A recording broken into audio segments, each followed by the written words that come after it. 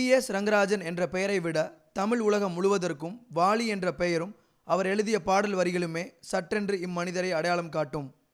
1931ஆம் ஆண்டு திருச்சி ஸ்ரீரங்கத்தில் பிறந்து 1000ற்கும் மேலான தமிழ் திரை இசை பாடல்களை எழுதிய வாலிப கவிஞர் வாலி இன்று காலமானார்.